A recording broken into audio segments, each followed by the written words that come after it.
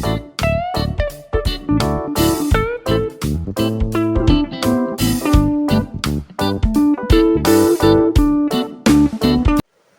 दोस्तों, जय महाराष्ट्र। जागो इंडिया जागो में आपका फिर से एक बार हार्दिक स्वागत है। दोस्तों, आज हम किसी विषय पे बात नहीं करेंगे।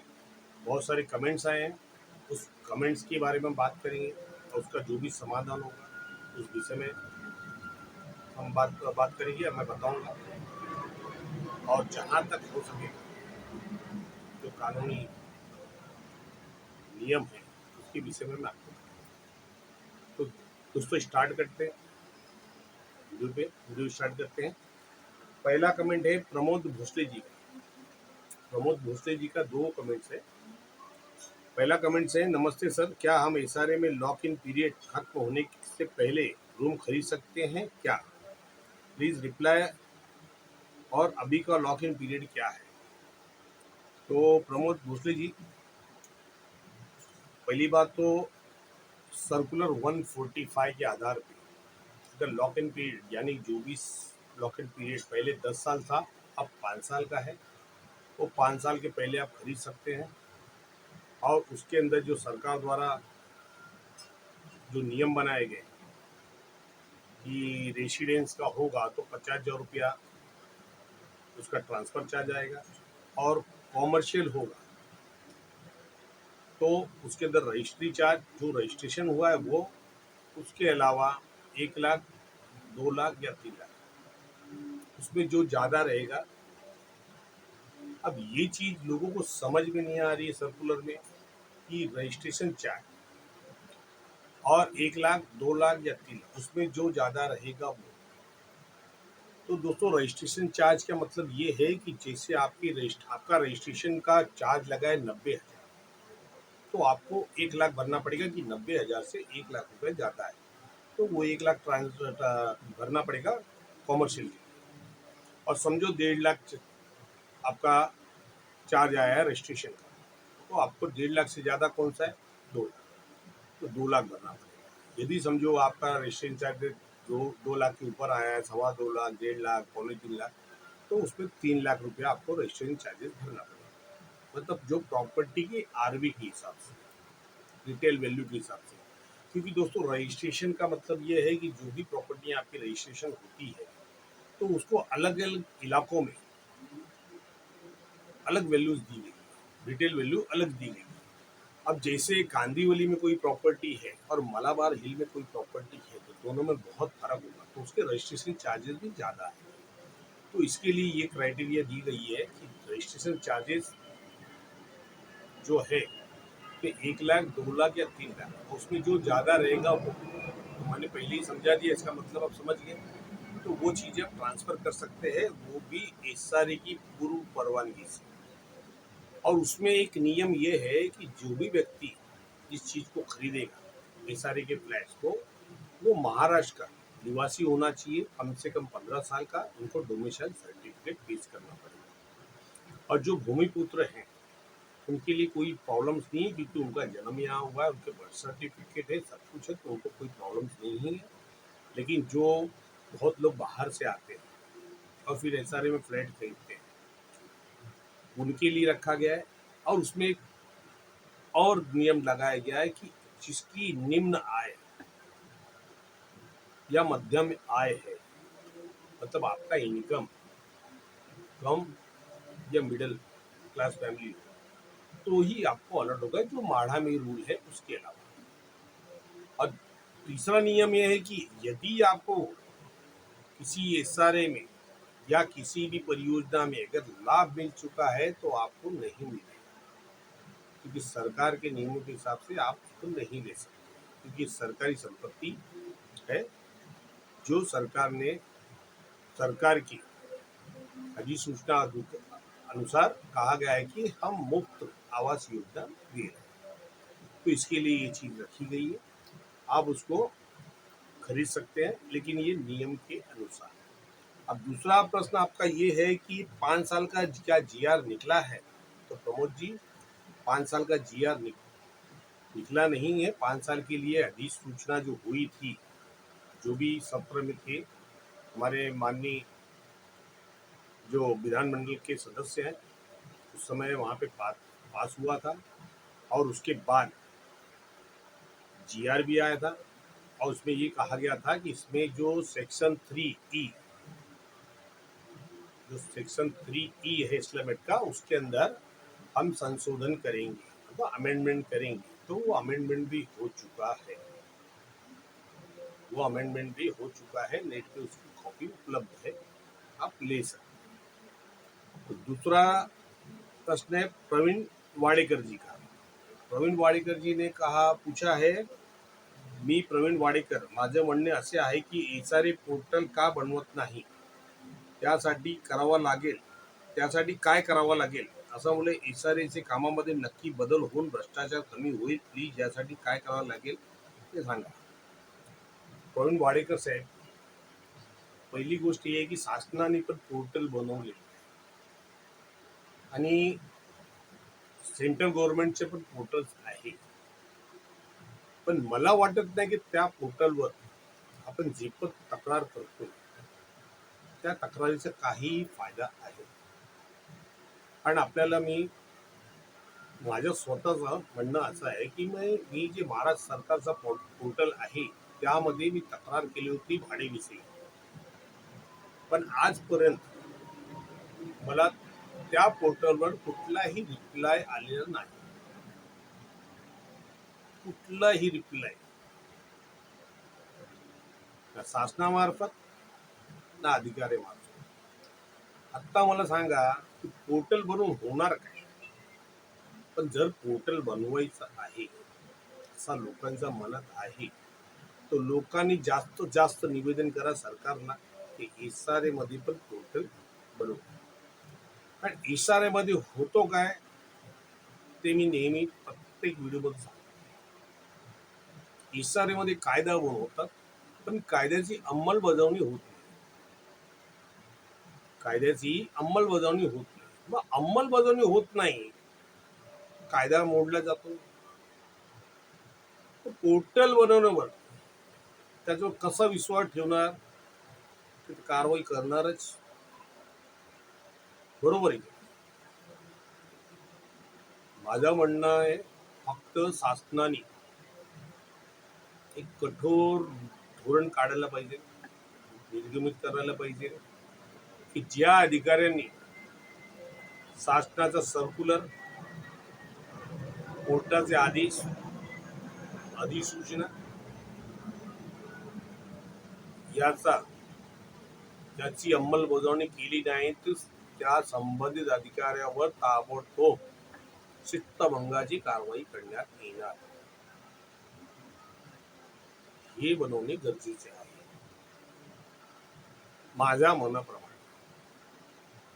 पण एखादी जे पण कायदे आहे, सर्क्युलर्स आहे, आदेश आहे, त्याची अंमलबजावणी सुरू झाली ना की लोकांना न्याय 100%. पण होतो काय, कायद्याची अंमलबजावणी होत नाही, कायदा इम्प्लिमेंट होत नाही, म्हणजे शासनाचे अधिकारी हेच कायदा मोडतात, पण न्याय कुठून भेटतो? आता बघा, पूर्वी आपण एसआरए मध्ये कोणताही लेटर डिस्पॅच केलं, काही टाकला, आरटीआय टाकली, आपल्या मोबाईलवर मेसेज येतो. ऑनलाईन सिस्टम मध्ये ट्रेसिंग सिस्टम होता की आपली तक्रार कुठपर्यंत पोहोचलेली आहे, बरोबर, ते चालूच होतं. जर आपण एसआरए मध्ये त्या टायमाला पाठपुरावा केला असेल तर आपल्याला माहित असेल, आणि आमचे जे पण दर्शक बघत आहे त्यांना पण माहितच आहे. पण आता बंद केली का बंद केली? प्रॉब्लेम असा आहे की आपली तक्रार कुठे गेलेली आहे हे आपल्याला माहित पडायला नको. आलं लक्षात? मग पोर्टल बनवायचं ठीक आहे, आपलं म्हणणं एकदम बरोबर आहे, मी आपल्या जे म्हणणं आहे त्याबाबत सहमत आहे आणि करायलाच पाहिजे. पण त्या पोर्टल मध्ये पण कारवाई करणार काय याची गॅरंटी आहे का? 0%. याला बनवायचं आहे साहेब, वाडेकर साहेब, प्रत्येक माणसाने शासनाला अप्लिकेशन करा की इसारेमध्ये पोर्टल बनवा, इसारे पोर्टल, आणि सर्व तक्रारी त्यामध्ये जायला टाका आणि त्यामध्ये कायदा बनवा की एका आठवड्यात कारवाईचा निराकरण करण्यात यावे. प्रॉब्लेम काय आहे? शासनाने कायदा बनवलेला आहे, हायकोर्टाचा आदेश आहे की एका अधिकाऱ्याच्या टेबलावर 7 कामाचा धक्का 7 दिवसापेक्षा फाईल ठेवता कामा नये. तरी आपण तक्रार करतोय, एका अधिकाऱ्यावर एक वर्षभर फाईल असते आणि फाईल गायब. नंतर सरमिसळ झाली, चोरी झाली, पण चोरीची FIR करत नाही. Under Maharashtra public record act, बरोबर आहे. पण आपण सर्वांनी मिळून जे अप्लिकेशन करू. आता तर साहेब आचारसंहिता लागली आणि हे जे पण काम होणार कदाचित जून जुलै नंतरच होणार. तीसरे नंबर है अरविंद सिंह. अरविंद सिंह ने पूछा है, नमस्कार सर, मेरा झोपड़पट्टी में ऑलरेडी रूम है, क्या मैं उसी झोपड़पट्टी में संयुक्त खरीद सकता हूँ क्या? सर, आपका रूम वहाँ पे है, आप वहाँ पे रेसिडेंशियल या कॉमर्शियल मतलब संयुक्त खरीद सकते हैं, आपकी उस पर पात्रता होगी. लेकिन अगर वहाँ एनेक्शियल 2 बन चुका है तो आप वो घर ना खरीदें, क्योंकि उसका कोई भी GR नहीं आया है. और यदि एनेक्शियल 2 नहीं बना है, सर्वे नहीं हुआ है, तो आप खरीद सकते हैं. आप वहाँ पे या तो रेसिडेंशियल या तो रेसिडेंशियल कॉमर्शियल आपका पात्रता होगी आपके डॉक्यूमेंट के अनुसार. और डॉक्यूमेंट की का जो भी प्रणाली है, जो भी चीज़ें हैं, वो मैंने आपको बता दिया पहली वीडियो में. 1/1/2000 रेगुलर पात्रता, 1/1/2000 से लेके 1/1/2011 सशुल्क पात्रता, और मात्र रेसिडेंशियल निवासी का कॉमर्शियल के लिए पात्रता का प्रावधान नहीं है.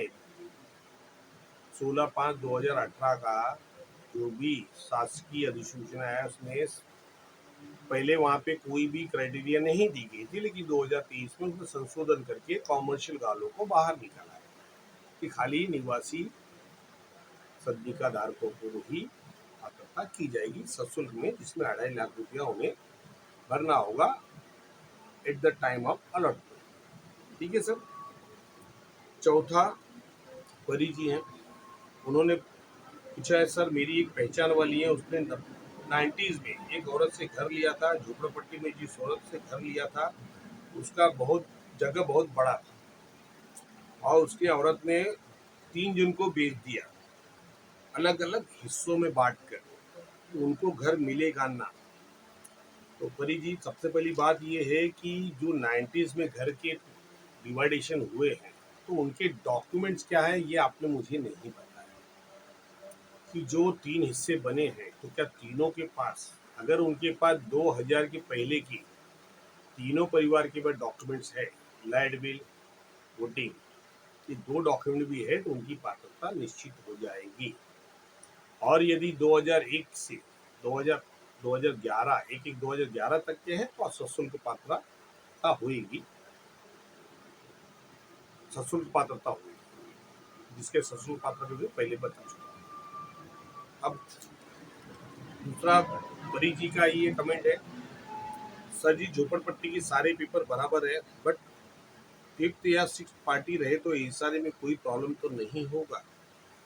तो देखिए, मैं आपको परी जी बता रहा हूँ, DCR के अपेंडिक्स 4 क्लॉज नंबर 1.5 ये क्या कहता है कि यदि जो भी झोपड़ी धारक सर्वे में वहां पाया जाएगा वो एक्चुअल झोपड़ी धारक कहलाएगा, मतलब उसका कब्जा है वहां पे, ये कहलाएगा. और उसके पास जो भी डेटम लाइन है सरकार की 1/1/2000 के पहले की डॉक्यूमेंट, तो वो पात्र माना जाएगा, उसकी पात्रता होगी. उसके अंदर खरीदी बिक्री में ये आएगा कि यदि आपने 2000 के बाद जो ट्रांसफर्स हुए हैं तो आपको वहाँ पे 40,000 रेसिडेंशियल और 60,000 कॉमर्शियल के सरकार का शुल्क भरना होगा, ट्रांसफर शुल्क। और उसमें ये जो भी फिफ्थ सिक्स्थ हैं, अगर इसके अंदर जो आखिरी जिसने अंत में जिसने घर खरीदा है, दूसरों ने अगर 2000 के पहले खरीदा है तो उनको कोई भी ट्रांसफर चार्ज भरने की जरूरत नहीं होगी, उनकी रेगुलर पात्रता हो जाएगी। और यदि पहले वाले की डॉक्यूमेंट्स हैं और आपने 2000 के बाद खरीदा है तो आपकी जो पात्रता है उसमें आपको ट्रांसफर चार्ज लगेगा। अच्छा, दूसरी चीज ये है कि अगर ये जो भी फिफ्थ या सिक्स पार्टी है एनेक्सर के बाद अगर इन्होंने खरीदा है तो उसके अंदर जो पहला व्यक्ति जिसके नाम पे पात्रता हुई थी उसका नाम से आपका ट्रांसफर नहीं होगा, क्योंकि इसके अंदर कोई भी अधिसूचना सरकार द्वारा अभी तक नहीं आई है। क्योंकि झोपड़पट्टी में यदि एनेक्सर के बाद जोड़ पत्र अपना परिशिष्ट 2 निर्गमित होने के बाद अगर कोई खरीदता है तो उसकी पात्रता नहीं होगी, अरे सॉरी, उसका ट्रांसफर नहीं होगा। पात्रता तो पहले वालों की रहेगी, ये ट्रांसफर नहीं होगा। और फ्लैट अलॉटमेंट के समय भी वो व्यक्ति चाहिए उसी के नाम से फ्लैट अलॉटमेंट होगा। इस चीज को आप ध्यान में रखिए। अब बहुत सारे लोग ऐसे हैं ये सोचते हैं कि चलो हमने को खरीद लिया है, सामने वाली जो फर्स्ट पार्टी है जिसका नाम एनेक्सर में है वो सोचते चलो उसके का नाम उसको खड़ा करके हम अलॉटमेंट भी ले लेंगे और फिर अलॉटमेंट लेने के बाद हम ट्रांसफर कराएंगे, वो भी आपको तकलीफ होगी। इस चीज को आप समझिएगा, क्योंकि मैंने पहले बताया था कि सर्कुलर 145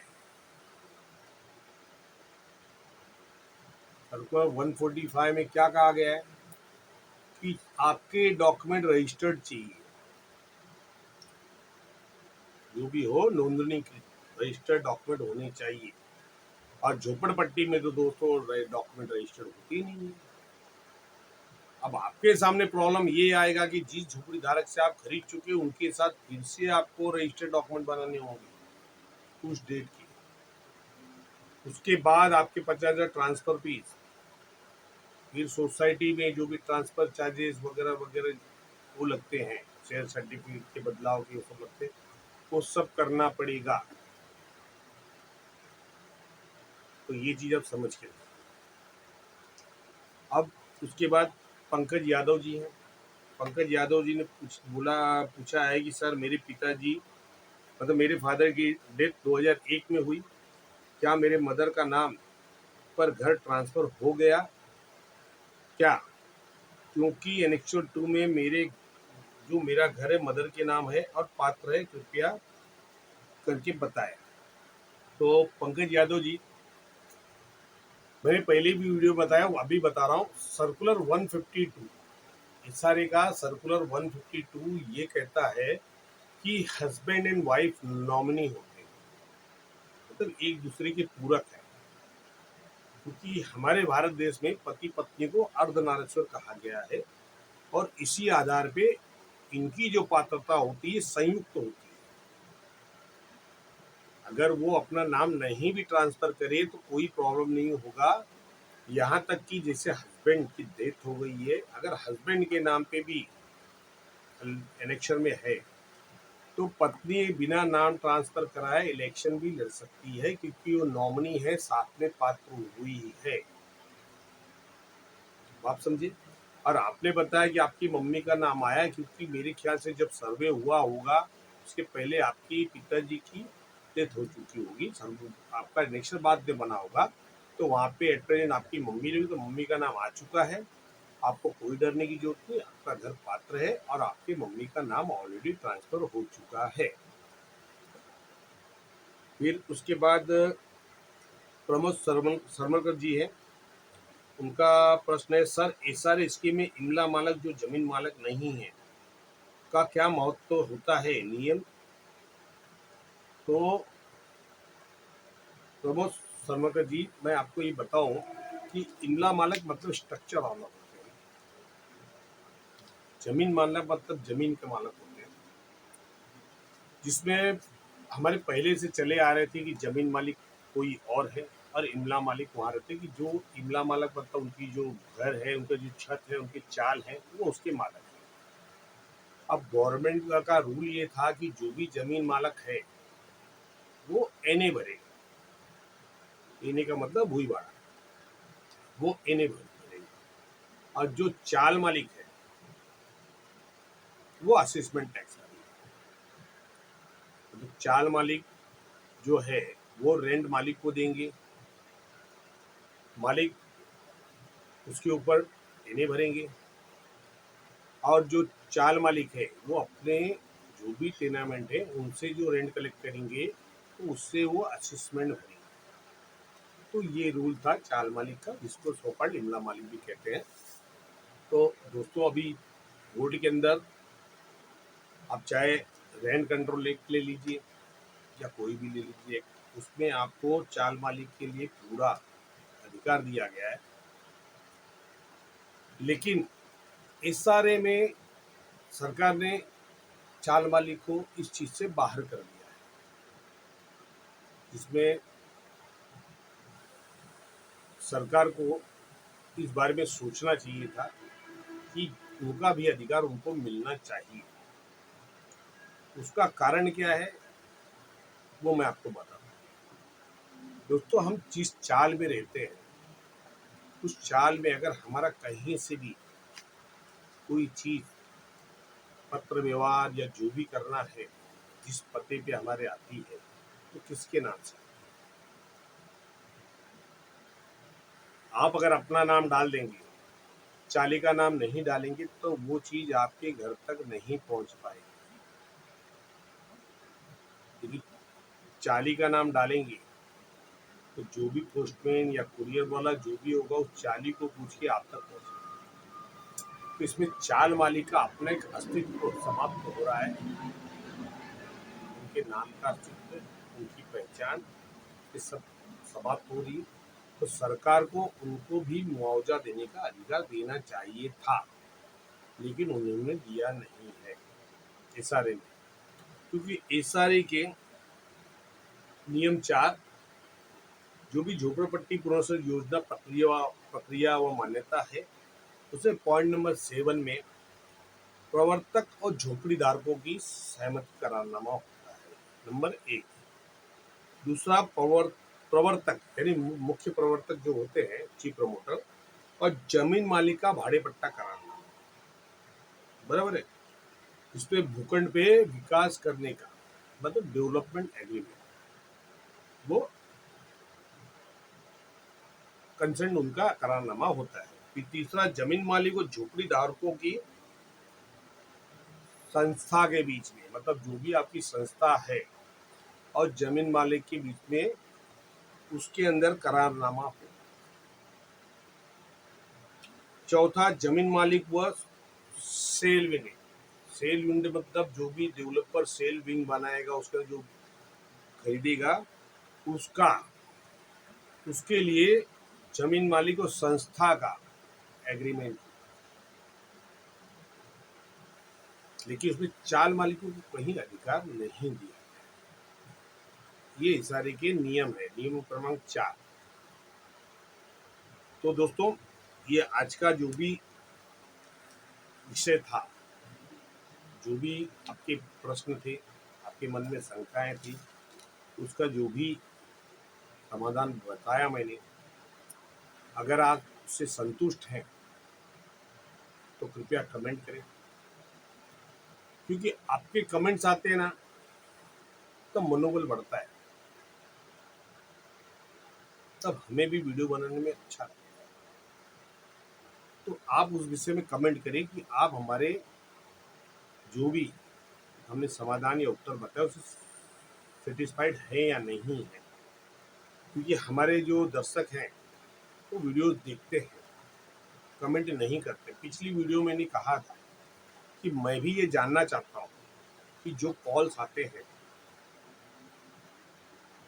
जिनका मैं कॉल्स रिसीव करता हूँ या जिसका कॉल छूट गया उसको कॉल बैक करता हूँ, तो क्या वो मेरे कहने से संतुष्ट है, इस चीज़ से संतुष्ट है, क्या मैं सही बोल रहा हूँ? लेकिन मुझे किसी ने भी मैसेज नहीं किया, तो मुझे तकलीफ होती है। तो प्लीज़ कमेंट करिए, बताइए। और दोस्तों, आज 30 मार्च है और मैं 22 मार्च को ये वीडियो बना रहा हूँ। आज 22 मार्च को मेरा दिन बहुत व्यस्त रहा। आधे से ज़्यादा दिन मेरा कोर्ट में निकला क्योंकि मेरा मैटर्स था, मुझे जाना था सिटी सिविल कोर्ट गोरेगांव, तो मैं वहाँ व्यस्त रहा। उसके बाद मेरी एक परिचित एडवोकेट्स हैं, उनके साथ मुझे कम से कम बातचीत करने में 2 घंटे लगे। फिर एसआरए में गया, एसआरए में अधिकारियों से थोड़े काम थे हमारे, जो भी प्रोजेक्ट चल रहे उसके मैटर में। तो मैं बहुत लोगों के कॉल्स उठा नहीं पाया, उसके लिए मैं क्षमा प्रार्थी हूँ। लेकिन मैं आपको कॉल करूँगा, जिसका भी कॉल आया है मैं आपको कॉल करूँगा। तो धन्यवाद सर। वीडियो कैसी लगी कमेंट में कीजिए, कमेंट में बताइएगा, और मिलते हैं फिर अगली वीडियो में किसी और विषय। धन्यवाद। जय महाराष्ट्र।